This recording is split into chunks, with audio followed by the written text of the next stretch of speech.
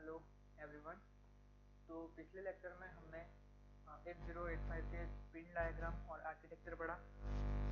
तो वहाँ उसके पिन के सारे फंक्शंस देख ली कि कौन सी पिन क्या काम आती है और कौन सी पिन कहाँ यूज़ होती है रियल 8085 माइक्रो प्रोसेसर में। तो आज हम उसके बस ऑर्गेनाइजेशन, जो हमने एक पार्ट था आपका बस ऑर्गेनाइजेशन, तो वो पढ़ेंगे आज। ओके, तो माइक्रो प्रोसेसर में जो ऑपरेशन होते हैं वो कैसे स्टार्ट होते हैं सबसे पहले, तो वो आज हम पढ़ेंगे।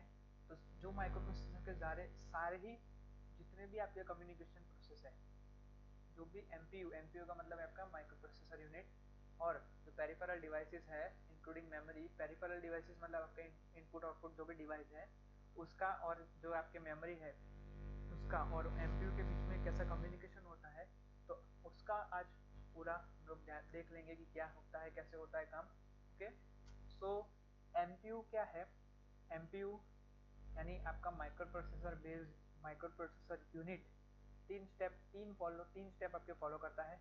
सबसे पहला स्टेप आता है आपका पेरिफेरल को आइडेंटिफाई करना, यानी कि पेरिफेरल का मतलब है यहाँ पे मेमोरी लोकेशन उसके एड्रेस के साथ। सेकंड स्टेप उसका रहेगा बाइनरी इंफॉर्मेशन को ट्रांसफर करना। बाइनरी इंफॉर्मेशन में क्या क्या हो सकता है? आपका डेटा हो सकता है, आपका इंस्ट्रक्शन हो सकती है आपकी, जो आपके आपके द्वारा प्रोवाइड की जाती है। ओके, थर्ड स्टेप आपका होगा टाइमिंग टाइमिंग प्रोवाइड करना, यानी कि कौन से सिग्नल कब जाएगा उसको टाइमिंग देना। तो ये तीसरा स्टेप होता है। जितने भी माइक्रो प्रोसेसर यूनिट होते हैं वो तीन स्टेप फॉलो करते हैं। अब जो ये आप 8085 माइक्रो प्रोसेसर यूनिट है, वो ये जो फंक्शन है उसका, वो तीन कम्युनिकेशन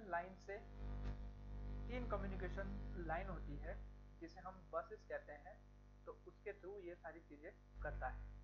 तो बसेस कौन कौन सी है? फर्स्ट है आपकी एड्रेस बस, सेकंड है आपकी डेटा बस, और थर्ड है आपकी कंट्रोल बस। ओके, तो यहाँ पे देख लीजिए, आपकी एड्रेस बस, देन आपकी है डेटा बस, देन आपकी है कंट्रोल बस। तो फर्स्ट ऑफ ऑल हम तीनों बसेस के बारे में जान लेते हैं। तीनों बसेस क्या है, क्या काम करती है। ओके, तो सबसे पहले हम देखते हैं एड्रेस बस।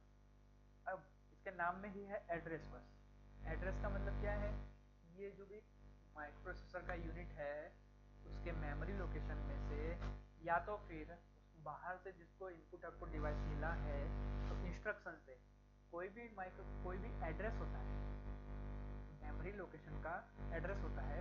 जैसे एग्जांपल के तौर पे, जैसे आप कंपेयर कीजिए कि आप किसी घर पे आप कुछ भी भेज रहे हैं, गिफ्ट भेज रहे हैं। समझ लीजिए कि आप गिफ्ट भेज रहे हैं, तो अगर आपको दूर भेजना है तो आप पोस्टल एड्रेस देंगे। ओके, तो जो पोस्टल एड्रेस आप देंगे, वो पोस्टल एड्रेस को आप कंपेयर कीजिए यहाँ पे एड्रेस से। यहाँ एड्रेस बस में एक स्पेसिफिक एड्रेस होता है, हर मेमोरी लोकेशन का एक स्पेसिफिक एड्रेस होता है, ताकि एमपीयू को पता चलता है कि ये जो डेटा है या फिर ये जो इंस्ट्रक्शन है वो उसी एड्रेस पे पहुंचनी चाहिए। ठीक है, एड्रेस बस में हमारी 16 लाइंस होती है। आइडेंटिफाई उसको हम करते हैं A0 से A15 तक। यहाँ पे देखिए, ये जैसे A0 से A15 है आपकी, तो ये जो लाइनें हैं आपकी, वो आपकी address bus as address bus use होती है। और एड्रेस बस आपका यूनिडायरेक्शनल होता है, ये सबसे मेन चीज है। एड्रेस बस आपका यूनिडायरेक्शनल होता है, यानी क्या? जो भी आपका बीट है या फिर जो भी आपकी इंफॉर्मेशन है, वो इंफॉर्मेशन आपकी एक ही डायरेक्शन में फ्लो होती है। यानी कैसे? एमपीयू से लेके पेरिफेरल डिवाइसेस तक। ठीक है, अब फर्स्ट फंक्शन क्या है जब भी एड्रेस बस को यूज करता है? तब फर्स्ट फंक्शन क्या है एड्रेस बस का, एमपीयू का, कि आइडेंटिफाई अ पेरिफेरल और मेमोरी लोकेशन। ये आपका हो गया स्टेप 1। ठीक है, एमपीयू का फर्स्ट स्टेप रहेगा आइडेंटिफाई करना किसी मेमोरी लोकेशन के एड्रेस को, और ये किसके थ्रू करता है? वो एड्रेस बस थ्रू। ओके, सो एड्रेस किसे कहते हैं? In a computer system each peripheral or memory location is identified a binary number is called an address। तो जो बाइनरी नंबर, अच्छा, अब 8085 जो माइक्रो प्रोसेसर है, यूनिट है आपका, उसकी जो भी आपके जो भी डेटा है वो सब बाइनरी में चलेगा। ओके, यानी 010101। ओके, तो जो भी हमारा बाइनरी नंबर है जिससे आपका मेमोरी लोकेशन स्पेसिफाई होता है कि आपका ये मेमोरी लोकेशन का नंबर इतना है, आपका ये मेमोरी लोकेशन का नंबर इतना है, तो उसे हम एड्रेस कहते हैं। एड्रेस बस जो होता है आपका, वो आपका 16 बिट का एड्रेस होता है। उसमें 16 बिट का एड्रेस होता है। जैसे आपका किसी का पोस्टल एड्रेस हो गया, जैसे मैंने आपको एग्जांपल दिया किसी पोस्टल एड्रेस का हो गया, तो इसमें क्या है कि आपका 16 बिट का जो नंबर है आपका, एक वो पोस्टल एड्रेस है। ठीक है, क्या होता है, जैसे आपका 8085 जो माइक्रो प्रोसेसर यूनिट है, उसमें उसमें आपके 16 एड्रेस लाइन होती है।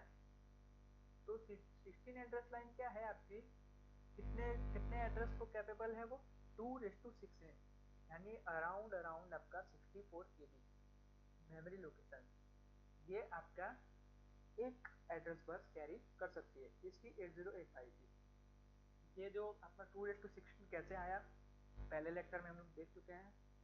ठीक है, तो जिसको भी अगर ये पता नहीं चला हो कि 2:16 इज इक्वल टू ये कैसे आया, तो वो पहला लेक्चर आप देख सकते हैं। ओके, ठीक है। अब जो आपके ज़्यादातर जो 8 बिट माइक्रो प्रोसेसर होते हैं, उनमें ऑलवेज ऑलवेज आपके 16 एड्रेस लाइन्स होती है। इसीलिए आपके जो 8 बिट का माइक्रो प्रोसेसर होता है, उसमें मेमोरी कितनी होती है, 64K। 64K इतनी मेमोरी 8 बिट के माइक्रो प्रोसेसर में होती है। ठीक है, अब सेकंड बस हमारी रहेगी डेटा बस। नाम से ही पता चल रहा है कि कोई भी डेटा अगर आपको फ्लो करवाना है, तो वो डेटा आपका डेटा बस थ्रू फ्लो होगा। अब यहाँ पे देखिए, डेटा बस कहाँ है आपकी, ये रही आपकी डेटा बस। डेटा बस आपकी D0 से D7 रहेगी। हम लोग पहले भी MPU के पिन डायग्राम में देख चुके हैं कि AD0 से AD7 तक आपकी जो है वो डेटा बस रहती है। ठीक है, और A0 से A7 तक आपकी एड्रेस बस रहती है।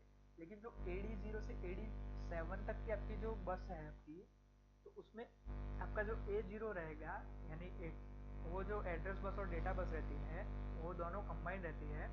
इसीलिए यहाँ पे A0 से A15 आपको कहा गया है कि यहाँ पे A0 से A15 एड्रेस बस यूज होती है। ठीक है, डेटा बस आपकी क्या होती है, बाई डायरेक्शनल होती है, यानी आप उसमें से डेटा की मेमोरी में से यानी MPU से आप ले सकते हो, या फिर MPU में आप कोई भी डेटा सेव कर सकते हो। ठीक है, तो डेटा बस का क्या है, डेटा बस में आपकी 8 लाइनें होती हैं। ये तो आपका फिगर से आपको पता चल गई, यानी आप जो पिन डायग्राम मैंने पिछले लेक्चर में पढ़ाया था उससे आपको पता चली जो AD0 से AD7 तक यूज होती है, तो डेटा बस आपकी 8 लाइन की होती है और बाई डायरेक्शनल होती है नेचर में।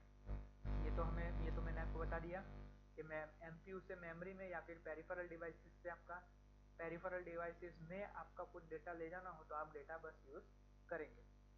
जो MPU जो डेटा बस यूज करती है, तो वो आपका एक सेकंड फंक्शन होता है। फर्स्ट फंक्शन क्या था आपका, एड्रेस बस से किसी भी मेमोरी लोकेशन का एड्रेस लेना। देन आपका सेकंड स्टेप क्या है, आपका transferring the by directional transferring the binary information. ये आपका स्टेप 2 रहेगा किसी भी MPU का। ठीक है, देन डेटा तो आपने ले लिया या फिर डेटा आपने स्टोर कर लिया। अब MPU जो होता है वो आपका 8 बिट तक का डेटा आपको स्टोर कर सकता है, यानी एक टाइम में आपका 8 बिट का डेटा आप ट्रांसफर कर सकते हो।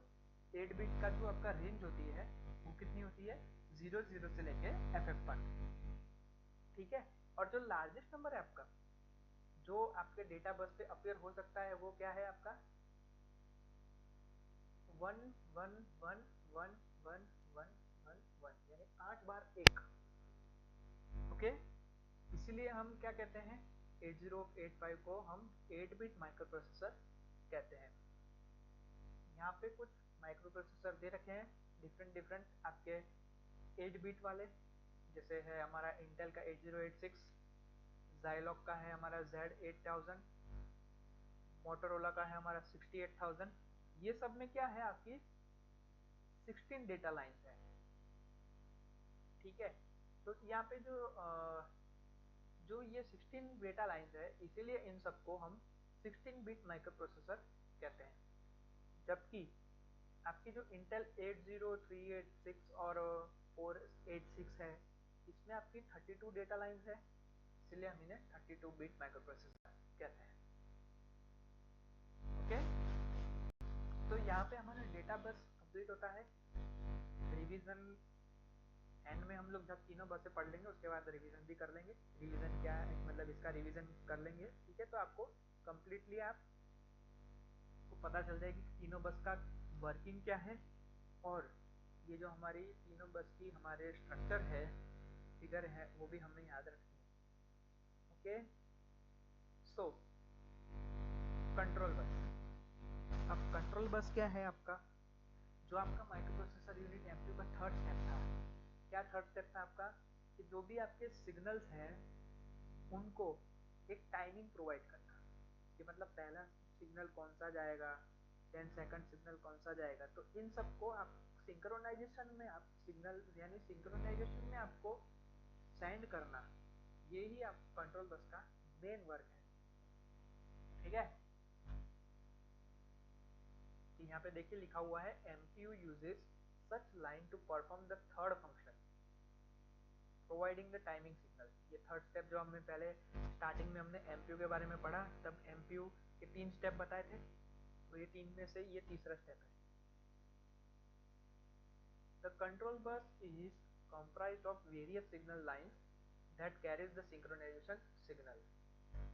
The term bus in relation to control signal is somewhat confusing। Simple है आपका कि जो MPU है बहुत ही सिंपल है।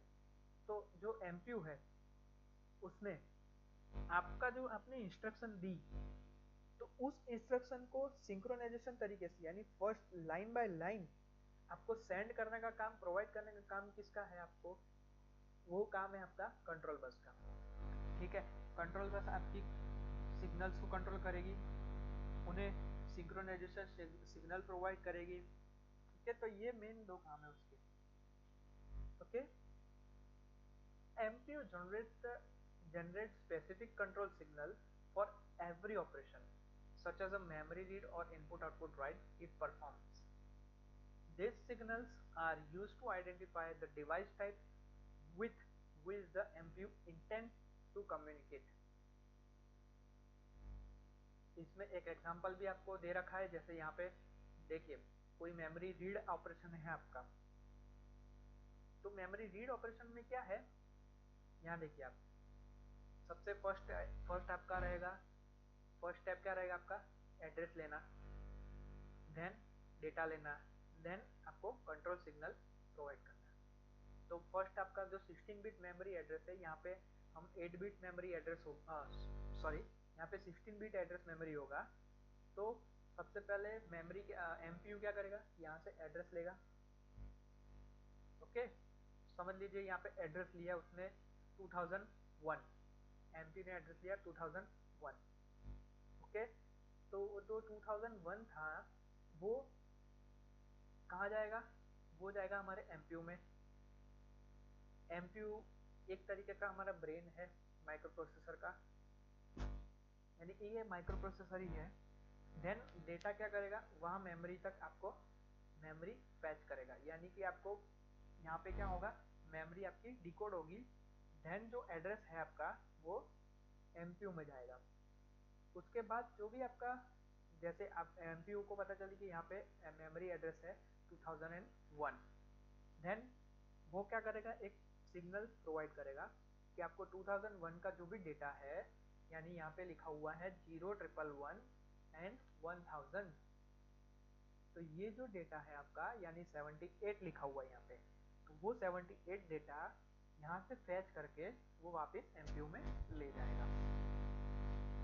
ओके, ये सब जो टाइमिंग, जैसे आपका फर्स्ट स्टेप हुआ कि एड्रेस का पहले एड्रेस लिया उसने, देन आपका जो डेटा है एड्रेस बस का वो डिकोड हुआ, मेमोरी डिकोड होने के बाद आपके वापस डेटा बस थ्रू आपका एमपीयू में गया, देन उसके बाद की प्रोसेस आपकी जो भी आपका डेटा है वो फैच होके आपका वापस एमपीयू में गया।